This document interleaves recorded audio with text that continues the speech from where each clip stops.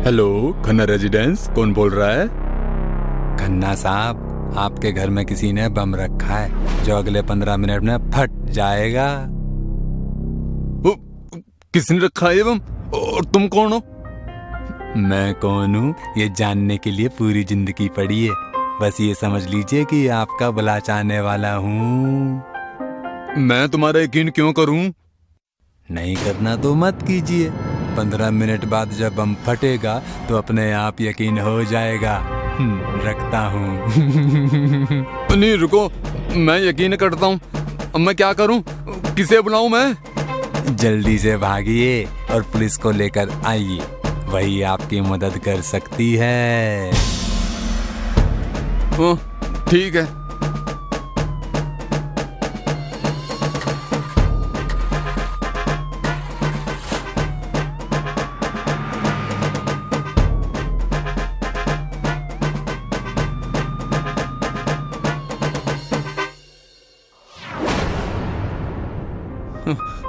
Madam, madam, मेरे घर में बम फटने वाला है जी, जल्दी चलिए।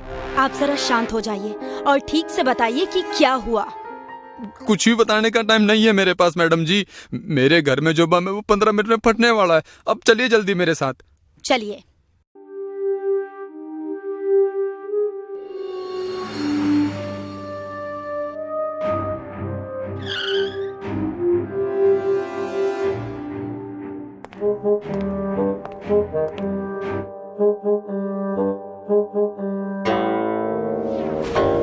ये सब क्या है?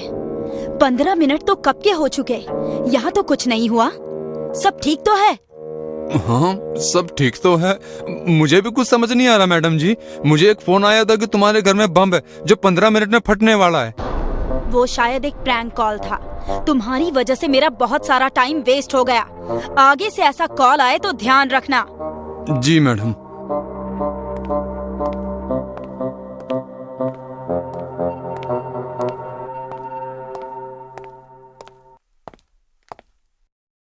कामिनी, मुझे भी ना बताए कहाँ गई थी तुम? सर, एक आदमी किसी को प्रैंक कॉल करके परेशान कर रहा था, तो उसी को देखने गई थी। ठीक है।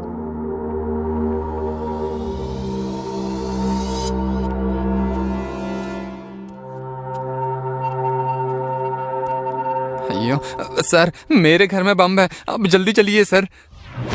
क्या कहा? बम? कामिनी, जल्दी चलो, हमें पहुंचना होगा। रुकिए सर, कल भी एक प्रैंक कॉल का केस था जिसने फोन पर यही कहा था। जाने का कोई फायदा नहीं है सर। पर हम रिस्क नहीं ले सकते कामिनी, जल्दी चलो। सर, मेरे घर में किसी ने बम रखा है सर, जो 20 मिनट में फटने वाला। मुझे बचाइए सर, मुझे बचाइए। ये सब आखिर हो क्या रहा है, देखना पड़ेगा।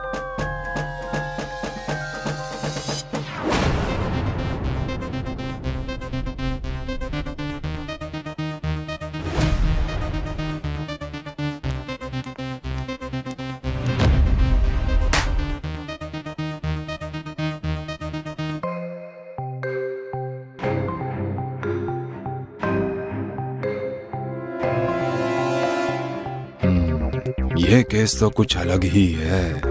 कुछ अलग नहीं है सर। कोई लफंगा प्रैंक कॉल करके इन अमीरों को डरा रहा है बस। क्या कहा तुमने? अमीरों को? हाँ, ये सब हमारे इलाके के अमीर लोग हैं। कामिनी, पहला आदमी कौन आया था? चलो उसके घर।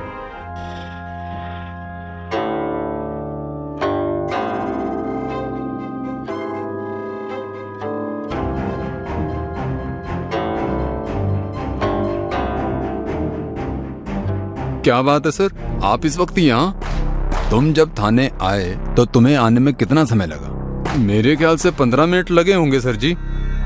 मतलब आने के 15 और जाने के 15, 30 मिनट। इतना समय बहुत है किसी को तुम्हारे घर में चोरी करने के लिए। क्या तुम्हारे घर में कुछ चोरी हुआ है?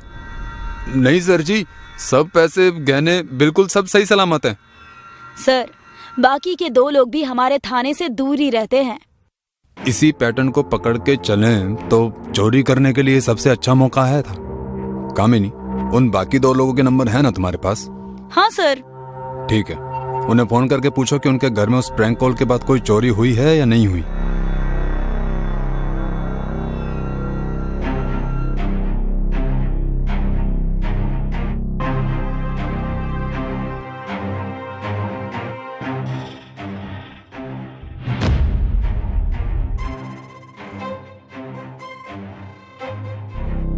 सर, मैंने दोनों से पूछा, पर किसी के भी घर में कोई चोरी नहीं हुई। फिर क्या वजह हो सकती है?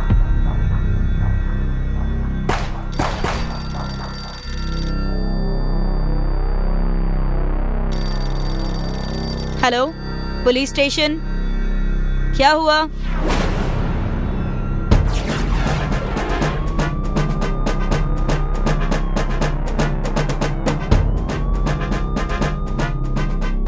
सर जी, उस दिन मुझे पता नहीं चला, पर आज सुबह जब मैं उठा तो मैंने देखा कि मेरे घर से 2 गद्दे गायब हैं। बहुत महंगे गद्दे थे सर जी वो। ये तो बड़ा अजीब चोरी का केस है। कोई भला गद्दे क्यों चुराएगा? इन्होंने कहा ना, महंगे हैं इसलिए चुराए होंगे। कामिनी, बाकी 2 लोगों को भी इसके बारे में पूछो, उनके गद्दे भी गए होंगे।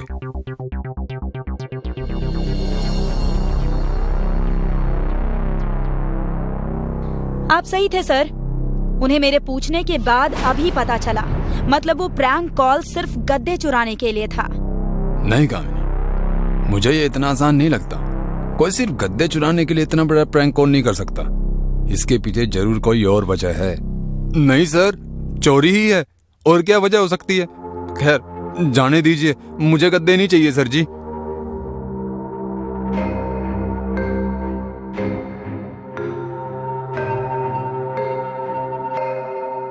हाँ ठीक है, कितने बजे आएगा? Okay, thank you Raju. Sir, जैसा कि आपने कहा था, चोरी के दिन की घर के नजदीक की सारी सीसीटीवी फुटेज ले आई हूँ। पहले दिन जिस टेम्पो में गद्दे ले जाए गए, वही टेम्पो बाकी 2 जगहों पर भी था। कैमरे में चारों के चेहरे तो साफ नहीं दिखाई दिए, पर इससे लगता है कि ये सब किसी एक ही गैंग का काम है। लगता नहीं कामिनी, एक ही गैंग का है, और उन्हें हम आज रात पकड़ लेंगे। कैसे सर? मुझे अभी मेरे एक इन्फॉर्मर ने बताया है कि उसने एक ऐसी गैंग को देखा है, और वो आज रात एक और चोरी करने वाले हैं। उस वक्त हम उन्हें रंगे हाथ पकड़ लेंगे। क्या बात है सर।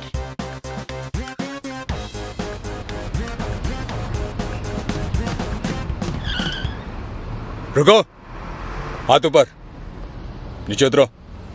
कामिनी, टेम्पो की तलाशी लो।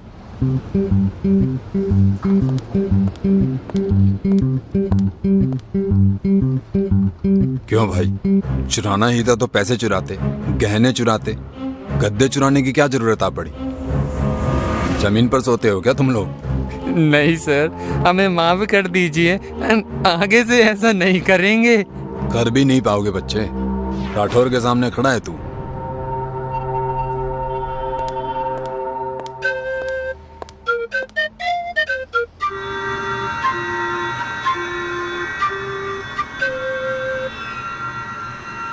कामिनी, क्या तुम कभी इतने महंगे गद्दों पर सोई हो?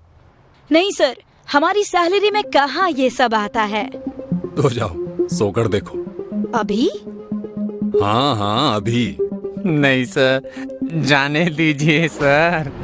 चुप कर तू, वरना तुझे हमेशा के लिए सुला दूंगा।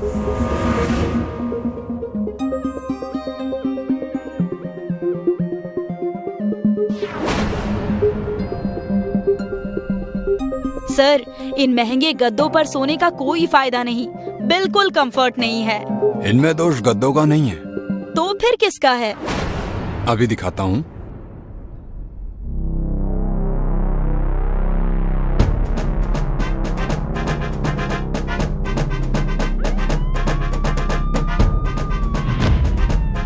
इतने सारे पैसे किसके हैं ये सब? ये सब उन अमीर जादों का ब्लैक मनी है जो उन्होंने यहाँ छिपाया था। इन दोनों के साथ साथ उन अमीरों को भी जेल में डाल दो। सर, पर आपको कैसे पता चला कि इसमें पैसे हैं? उस दिन जब वो आदमी केस बंद करने के लिए बोल रहा था, तभी मुझे उस पर शक हो गया था कि हो ना हो उन गद्दों में तो कुछ है, और अब इन गद्दों की साइज देखकर मेरा शक यकीन में बदल गया।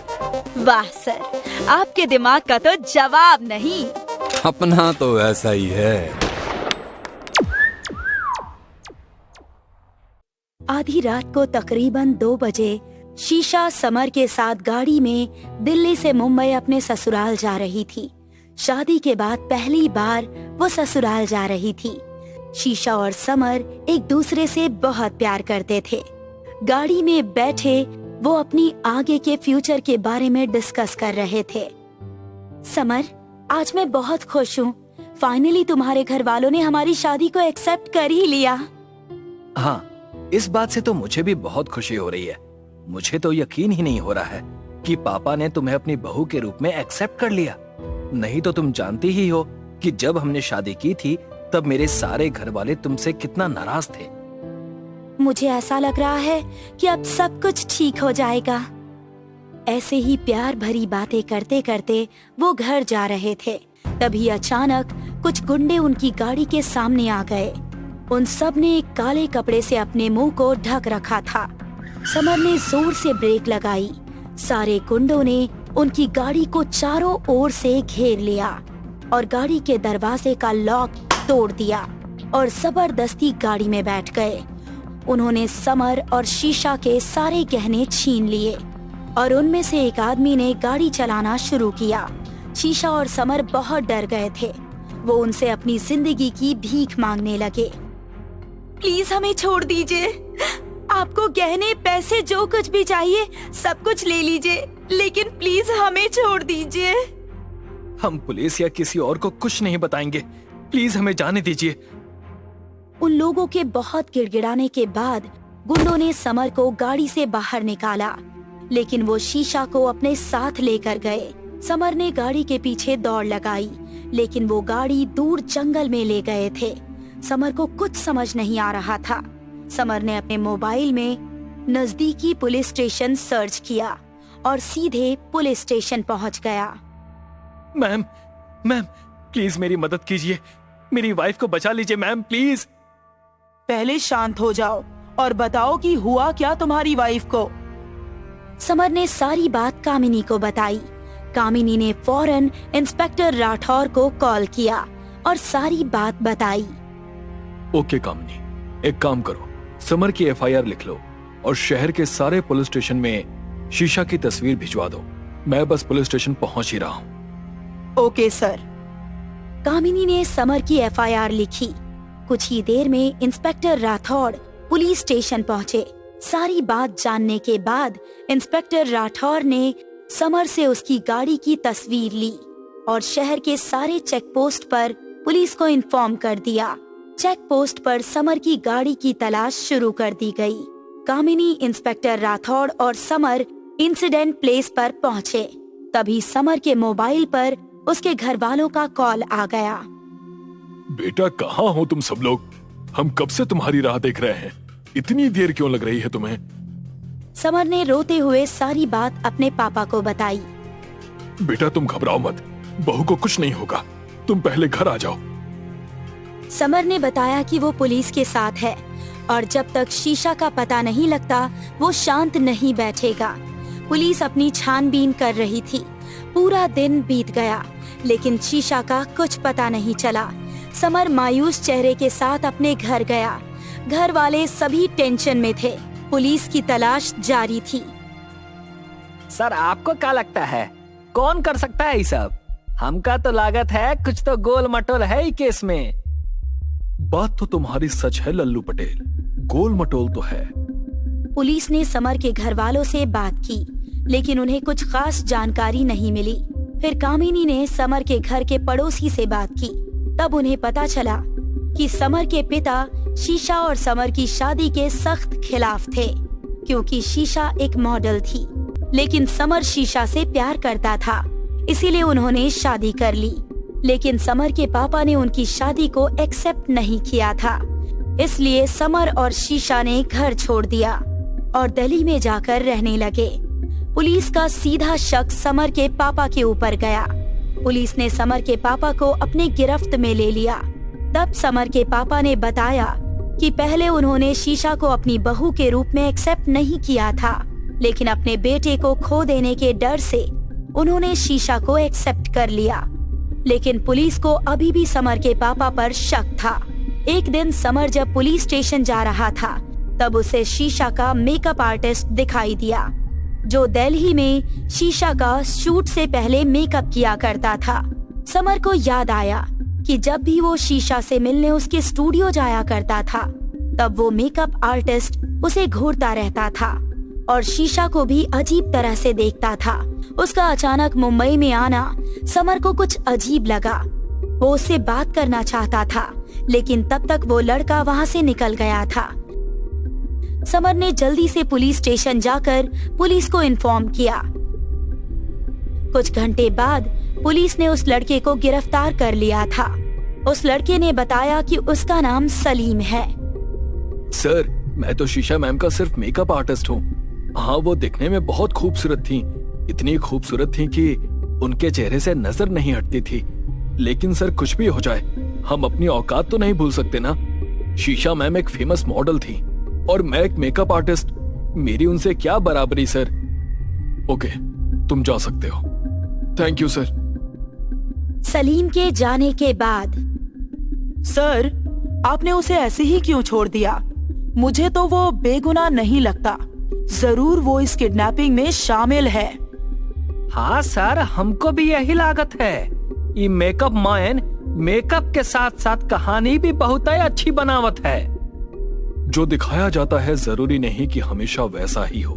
कभी कभी कुछ धागों को जानबूझकर जोड़ा जाता है ताकि हम गुमराह हो जाएं। अगले दिन पुलिस स्टेशन में लालू हवलदार एक सीसीटीवी फुटेज लेकर आया, जिसमें समर की कार के जंगल की तरफ जाने का वीडियो था।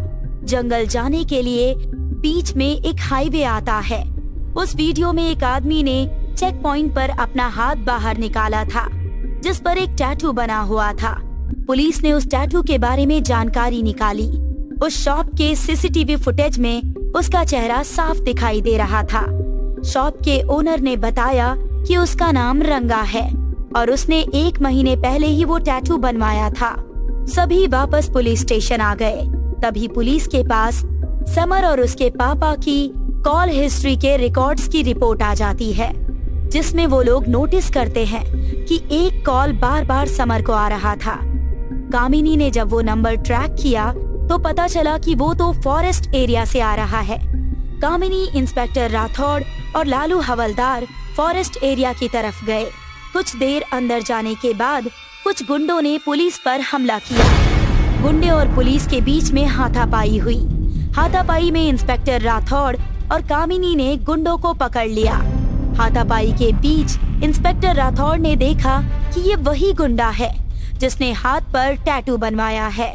इंस्पेक्टर राठौड़ समझ गए कि उसी रात समर की कार भी किसी ने चुराई थी। सबको गिरफ्तार करने के बाद जो सच था वो उनके सामने आया। चलो अब सीधे सीधे बताओ कि सच्चाई क्या है। बताओ, नहीं तो ससुराल वाली खातिरदारी करनी पड़ेगी और शायद वो तुम्हें रास ना आए। सर, मेरा नाम रंगा है। मैं तो छोटी मोटी चोरी करके अपना गुजारा करता हूँ, लेकिन अभी हम लोग को ज्यादा पैसे चाहिए थे। तभी हमारे पास एक आदमी आया, उसने हमें 5 लाख रुपए दिए ये मर्डर करने के लिए। किसने पैसे दिए थे तुम्हें, बताओ। सो मिस्टर आदर्श पति जी, बोलो, क्यों किया तुमने ये सब? सर, मुझे माफ कर दीजिए सर। मैं शीशा को मारना नहीं चाहता था, लेकिन मैं क्या करता, मुझे कुछ समझ में नहीं आ रहा था। समर हाथ जोड़कर रोते हुए। समर ने बताया कि वो शीशा से बहुत प्यार करता था, लेकिन उसका मॉडलिंग करना उसे पसंद नहीं था। उसने शीशा को समझाने की बहुत कोशिश की, मगर शीशा अपना काम छोड़ने के लिए तैयार नहीं थी। उस बात से उन दोनों के बीच में बार बार झगड़ा होने लगा। समर को कुछ समझ नहीं आ रहा था कि वो शीशा का साथ दे या फिर अपने परिवार वालों के पास वापस लौट जाए। वो शीशा को किसी और का भी होते हुए नहीं देख सकता था। एक दिन गुस्से में आकर उसने शीशा को मारने का प्लान बनाया और उसने ही रंगा को कांटेक्ट किया था और शीशा को किडनैप करवाने का प्लान बनाया और उसे मरवा दिया। समर ने अपना गुनाह मान लिया। समर ने जैसे ही अपना गुनाह मान लिया, उसकी आंखें फटी की फटी रह गई, क्योंकि सामने शीशा खड़ी थी, वो भी जिंदा। तुमने ये सब किया समर? मैंने तुम पर विश्वास किया, इतना प्यार किया, और तुमने मुझे ही मारना चाहा। ये तो मेरी किस्मत अच्छी थी कि जिन गुंडों को तुमने मुझे मारने के लिए कहा था, उन्होंने ज्यादा पैसों की लालच में मुझे नहीं मारा और तुम्हारा असली चेहरा मेरे सामने आ गया। अपने गुनाह को प्यार का नाम मत दो। अगर तुम सच में शीशा से प्यार करते तो उसके काम की भी रेस्पेक्ट करते।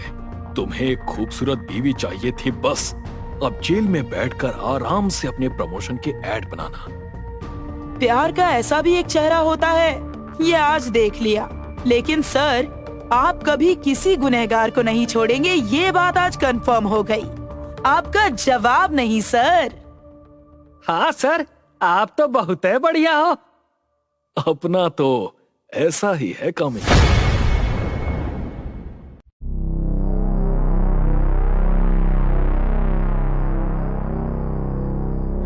अंजलि, अंजलि, हे भगवान, ये मैंने क्या कर दिया? क्या कर दिया मैंने?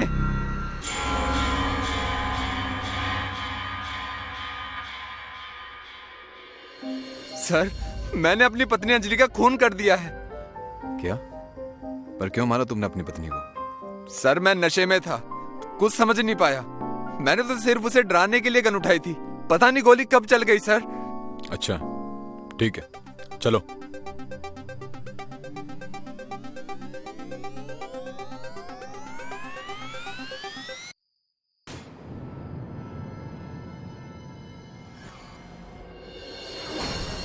सर, इसी रूम में मैंने अपनी पत्नी को गोली मारी थी। राजन जी, यहाँ पर तो कुछ भी नहीं है। बट सर, मैंने अंजलि को यहीं पर गोली मारी थी। राजन जी, ना तो यहाँ पर आपकी पत्नी की बॉडी है और ना ही फर्श पर खून। सर, ये कैसे हो सकता है? सर, मैं सच कह रहा हूँ, मैंने अपनी पत्नी अंजलि की लाश यहीं पड़ी देखी थी। आप चाहे तो गन चेक कर सकते हैं। सर, राजन सच कह रहा है, इसमें एक गोली कम है। ठीक है, फोरेंसिक डिपार्टमेंट को बुलाओ।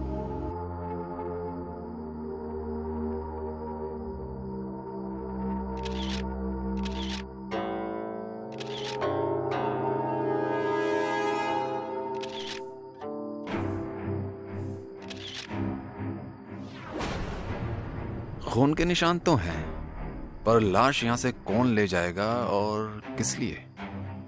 हेलो, क्या?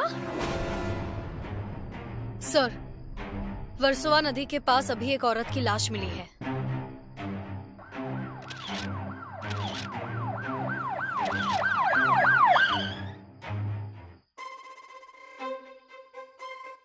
अंजलि? सर, ये मेरी पत्नी अंजलि है। अंजलि! राजन जी, आप बॉडी से दूर रहिए और हमें अपना काम करने दीजिए, प्लीज।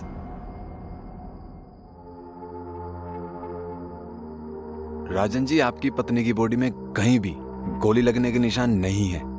ये कैसे हो सकता है? मैंने खुद गोली मारी थी सर। सर, मुझे ये झुमका मिला है। ये झुमका तो अंजलि की छोटी बहन निधि का है। इसे हमने गिफ्ट किया था निधि के बर्थडे पर। क्या अंजलि और निधि के बीच में कोई झगड़ा था? सर, निधि प्रॉपर्टी को लेकर अक्सर अंजलि से लड़ती थी। कभी कभी तो नौबत हाथापाई पर भी आ जाती थी। प्रॉपर्टी का क्या मसला था? प्रॉपर्टी का कोई मसला नहीं था। अंजलि खुद चाहती थी कि प्रॉपर्टी निधि के नाम हो जाए, लेकिन उसे ड्रग्स की बुरी लत लग गई थी। इसलिए अंजलि ने उसे कहा था कि अगर प्रॉपर्टी चाहिए तो उसे ड्रग्स छोड़नी पड़ेगी। ये निधि कहाँ है? निधि ज्यादातर अपने पनवेल वाले फार्म हाउस पर ही रहती है। कामिनी, बॉडी को पोस्टमार्टम के लिए भिजवा दो और हम चलते हैं निधि के पास।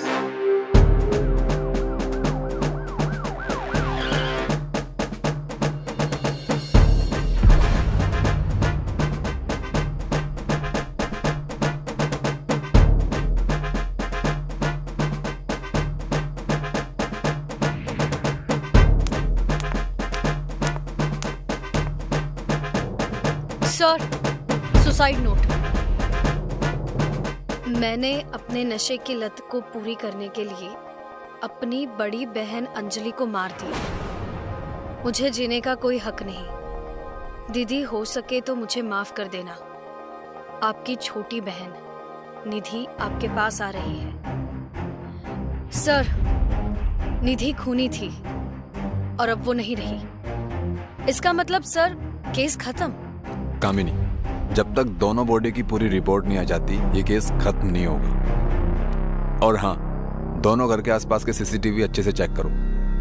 Okay sir. सर, अंजलि की बॉडी पर एक बाल मिला है। ठीक है, तुम एक काम करो, निधि की बॉडी को पोस्टमार्टम के लिए भिजवाओ और फॉरेंसिक टीम को बोलो कि अंजलि की बॉडी से जो बाल मिला है उसे निधि के डीएनए से मैच करके देखे कि वो निधि के बाल तो नहीं। और इस घर को पूरी तरह सील करके छानबीन करो और देखो कि निधि की हैंडराइटिंग वाली कोई और नोटबुक मिलती है क्या।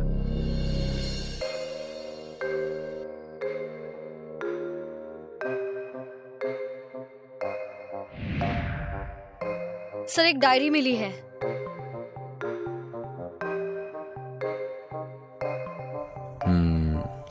दोनों की हैंडराइटिंग एकदम सेम टू सेम है। तो सर इसका मतलब निधि को सच में अपनी बहन को मारने का पछतावा था। हो सकता है।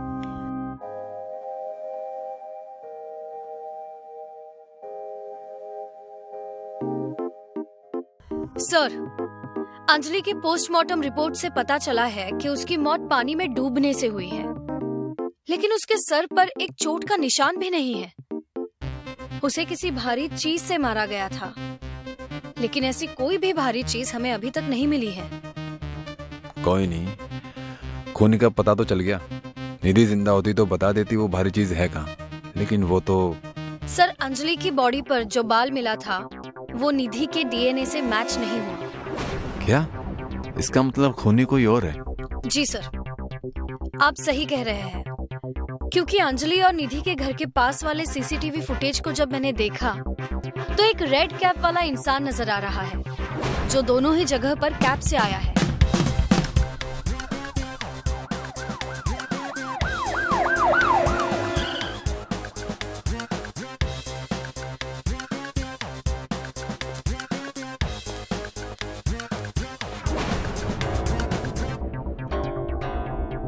राजन जी, पूरी तरह छानबीन करने के बाद हमें यही पता चला कि निधि ने पहले अपनी बहन को मारकर बेहोश कर दिया, फिर उसे नदी में फेंक दिया, जिससे पानी में डूबने से अंजलि की मौत हो गई। एक लाइन में कहें तो निधि ने ही अंजलि का खून किया और फिर पछतावा करते हुए उसने आत्महत्या कर ली। अब जो भी हो, मेरी अंजलि तो नहीं आ सकती ना। राजन जी, खुद को संभालिए। समझ नहीं आ रहा खुद को कैसे संभालूं। मुझे संभालने वाली तो अब रही नहीं।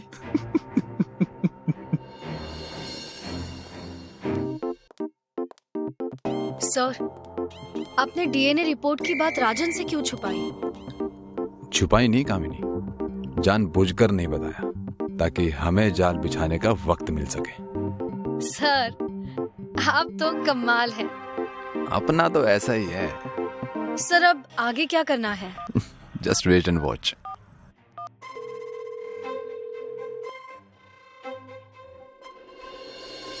हेलो, कैब कंपनी, मैं इंस्पेक्टर राठौड़ बोल रहा हूँ। कोला कैब कंपनी को छोड़कर बाकी सभी कैब कंपनीज आज के लिए बंद कर दीजिए और कमल रोड मैंगो विला के लिए जो भी कोला कैब जाए उसकी डिटेल मुझे तुरंत चाहिए।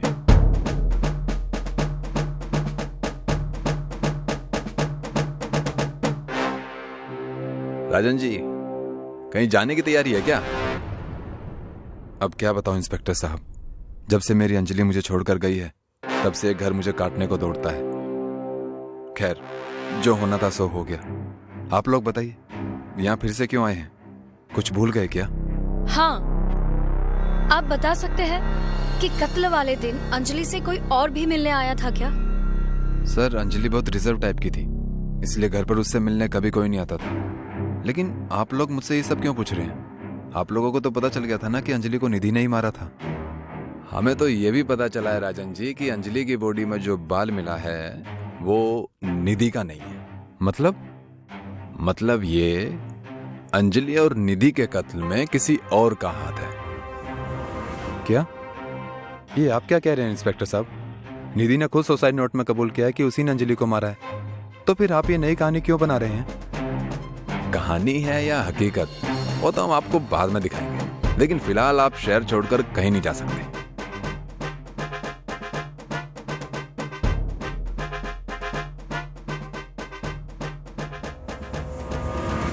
सर, अंजलि और निधि के कत्ल वाले दिन जिस नंबर से कैब बुक हुई थी वो नंबर यही है।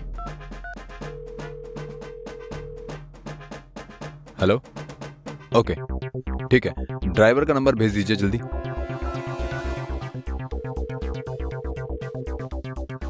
हेलो, मैं इंस्पेक्टर राठौड़ बोल रहा हूँ। मेरी बात ध्यान से सुनो। तुम जहाँ भी हो उसका लाइव लोकेशन भेजो जल्दी, और जो भी तुम्हारी कैब में बैठकर जाने वाला है उसे धीरे धीरे ले जाकर उसकी जगह पर छोड़ देना।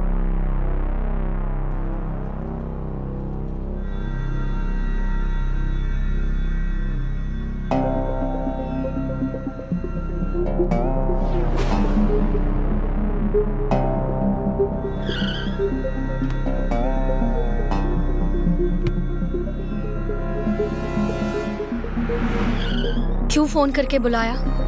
तुमसे एक काम ठीक से नहीं होता। तुम इतनी बड़ी गलती कैसे कर सकती हो? तुम्हें पता है अंजलि की बॉडी पर जो एक बाल मिला है वो निधि का नहीं तुम्हारा है। अब मुझे तुम्हें भी मारना पड़ेगा।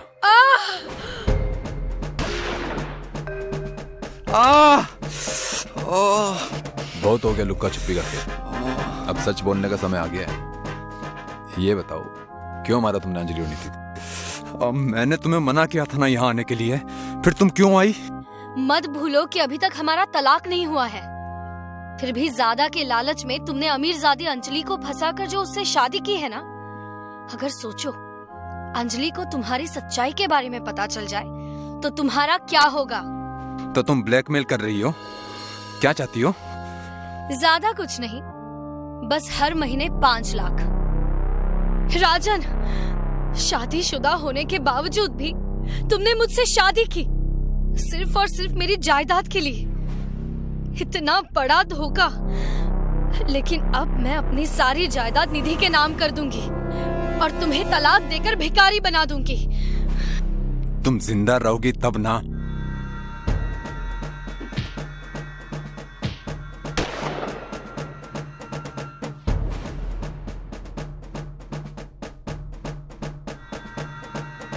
फिर महिमा ने अंजलि को नदी में ले जाकर फेंक दिया। हमने निधि पर दबाव डालकर उससे लेटर लिखवाया, उसे फंसाया ताकि जायदाद का कोई हकदार ना बचे, और सारी जायदाद तुम हड़प लो। प्लानिंग तो बहुत अच्छी की थी तुम दोनों, लेकिन अफसोस प्लान फेल हो गया। अंजलि और निधि को जान से मारने के जुर्म में तुम दोनों को गिरफ्तार किया जाता है।